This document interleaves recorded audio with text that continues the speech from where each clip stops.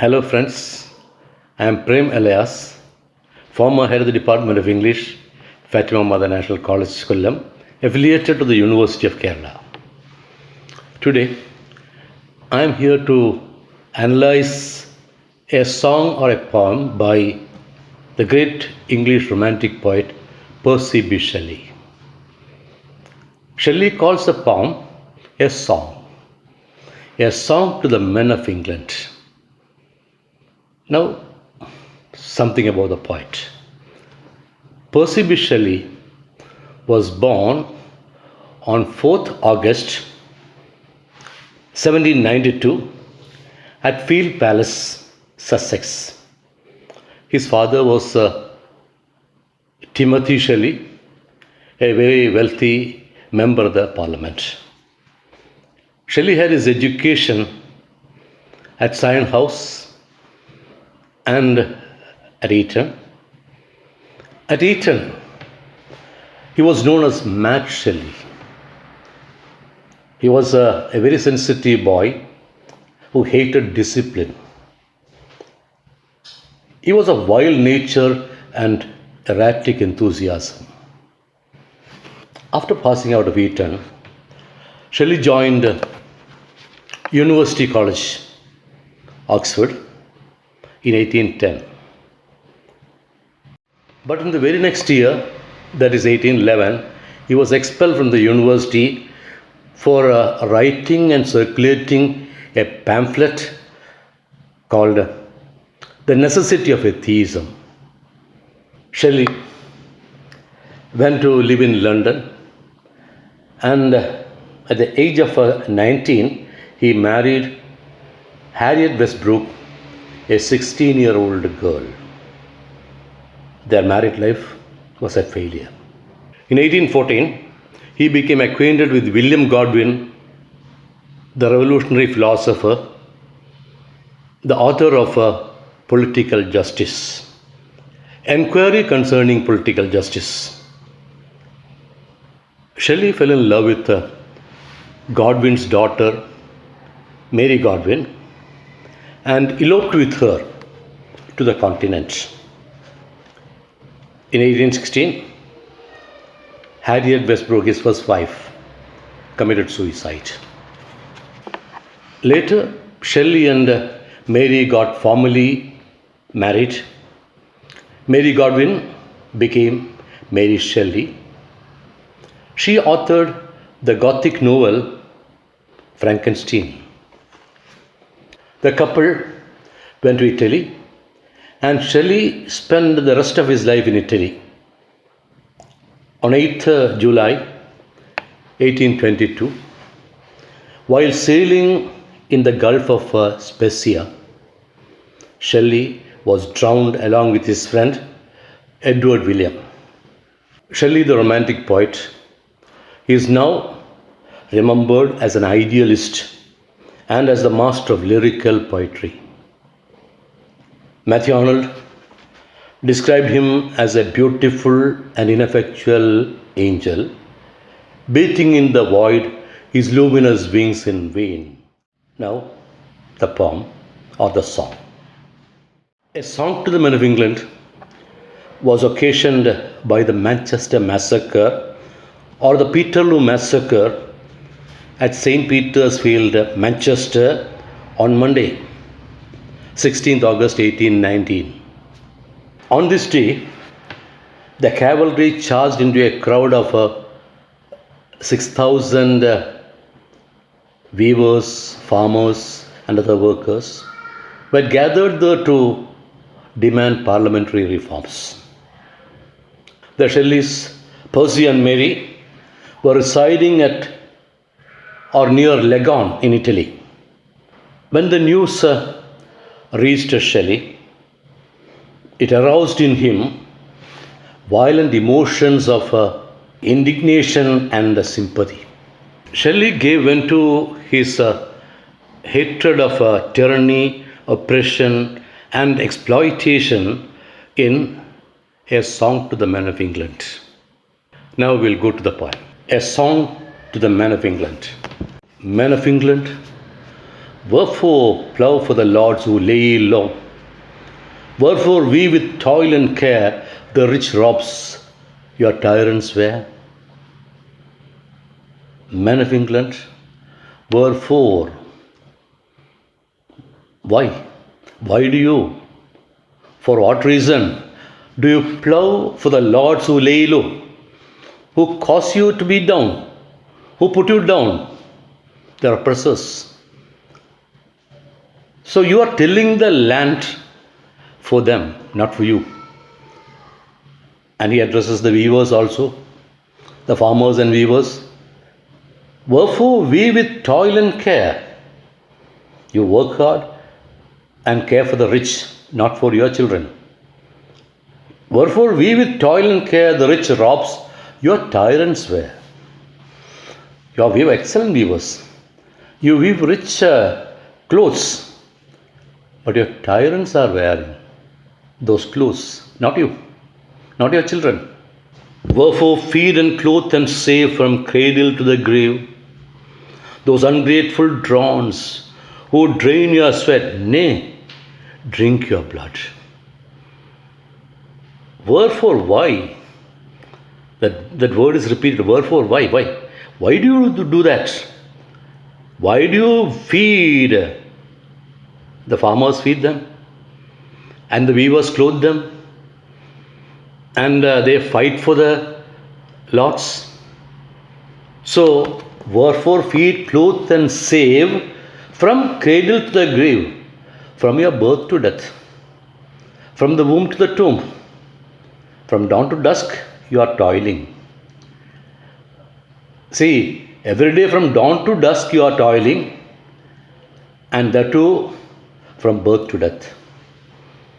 And you are serving, you are feeding, clothing, and saving those ungrateful drones. They are ungrateful. In spite of all the service that you do, they remain ungrateful.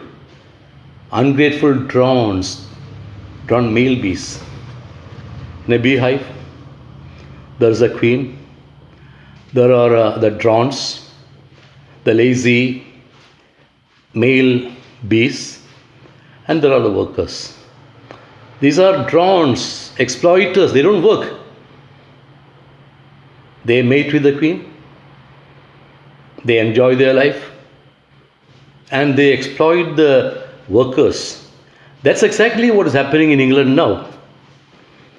So look at that. Those ungrateful drones who would drain your sweat, nay, drink your blood. They're actually drinking your blood. But you don't realize that. So, men of England, why do you plough for them? Why do you weave for them? So Shelley asked them, why do you feed and clothe and save from cradle to the grave those ungrateful drones who would drain your sweat? No, drink your blood. Wherefore bees of England? Wherefore bees of England?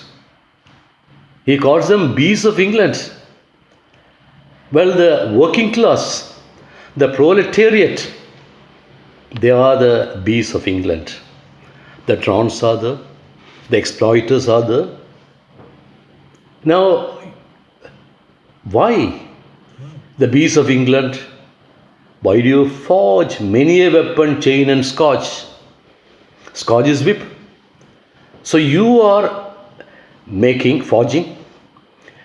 You are making by heating and hammering those weapons, many a weapon, chain and scourge whip. Weapon, chain and scourge, they are symbols of despotism, slavery and torture. The instruments of torture are manufactured by you, and you hand them over to the drones. They torture you. That these stingless drones may spoil the forced produce of your toil.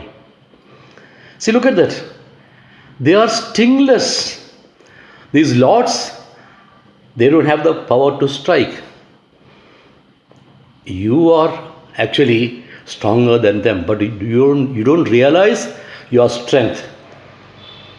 The result is that the stingless drones are spoiling or plundering the forced produce of a toil.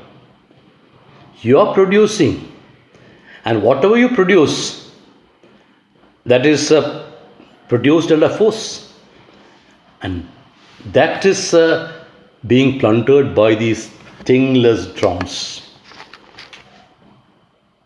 Now, Shelley becomes a bit sarcastic. Heavy leisure, comfort, calm, shelter, food, love's gentle balm. Okay. Heavy leisure, have you any free time? See, earlier he said, from birth to death, you are toiling.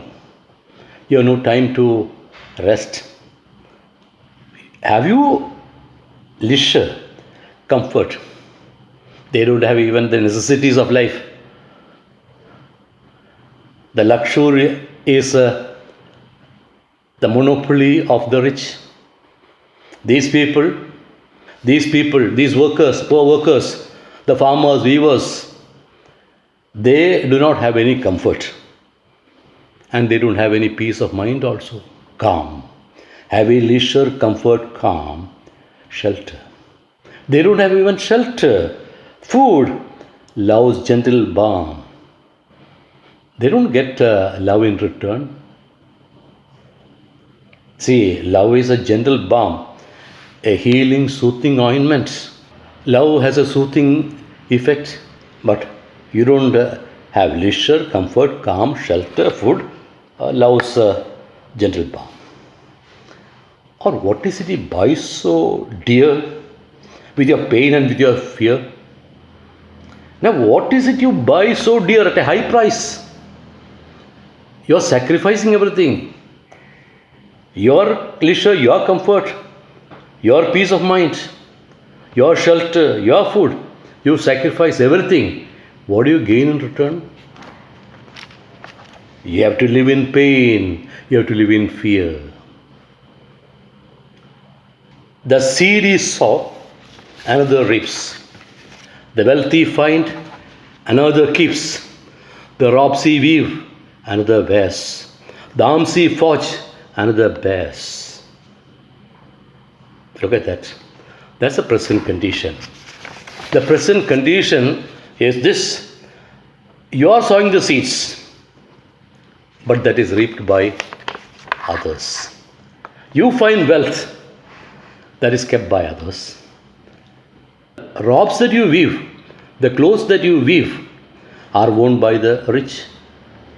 The arms you make, the weapons you make, are carried by the tyrants, the lords, your oppressors. That's the condition, present condition now. Now Shelley gives them an advice. This Shelley's advice: sow seed. Now, I do not call for a strike of work. You must sow the seed. But let no tyrant reap. Find wealth, let no impostor heap. Weave robes, let not the idle wear. Forge arms in your defense to bear. You must sow the seed, but you should not allow the tyrants to reap your harvest. Find wealth. But let no impostor heap. Let no cheat or a pretender or a false character heap your wealth. You must keep it. Weave robes. Let not the idle wear. It's for you. You should not allow the idle, the rich people, the lazy people, the drones, to wear the clothes that you weave. Forge arms, make weapons, and you must carry them in your defense. Don't hand over all the weapons to the rich. You use it for your defense. Shelley knows that the English people are not ripe enough for a revolution, an armed revolution. Therefore, he says, shrink to your cellars, holes and cells. In the halls he deck, another dwells. Why shake the chains you wrought? You see the steely tempered glance on ye. Well, Shelley says, the workers have to rise to the occasion, but English people are not ready for that. So, you can go back to your cellars, the underground rooms, the holes, the cells, the one-roomed dwelling. Go back. In the halls he deck another dwells. There is people are living in the halls, in the palaces, in the castles that you made. The workers, they constructed this, but the rich are living there. With plough and spade and hoe and loom, trace your grave and build your tomb, and weave your winding sheet till England be your sepulchre. Till fair England, beautiful England, be your sepulchre. Sepulchre tomb. So, with plough and spade and hoe, these are your instruments of work. Plough, spade and hoe and loom, the machine for weaving clothes. You measure and mark the outline of the tomb. You build your tomb. You mark and build your tomb. And you can weave your own winding sheet. That's a sheet for covering the dead body. The shroud. Till England be your sepulchre. England is going to become the sepulchre, the tomb for the working class. That's going to be the situation. Now, this poem has 8 quatrains, 8 stanzas of 4 lines each. The last word, the first line, and the last word, the second line, rhyme. Look at that. Every stanza, plough, low, care, wear, save grave, vote blood, forge scourge, spoil toil, calm balm, dear fear, reaps, keeps, wears, bears, reap, heap, wear, bear, sells, dwells, see, loom, tomb, fair, sepulchre. Well, this song is aglow with the fire of revolutionary passion. Charles Patterson, an American critic, is the opinion that there is more of proletarianism in this short poem than all the works of Karl Marx put together. It is interesting to note that Karl Marx, the father of communism, the father of Marxist communism, was only a 1-year-old boy when Shelley wrote this poem. Shelley was a man who walked ahead of his times. A beautiful but ineffectual angel. His wings are luminous, but that angel is beating his luminous wings in the void in vain. That is Matthew Arnold's assessment. Friends, kindly subscribe to our YouTube channel for more videos. Thank you.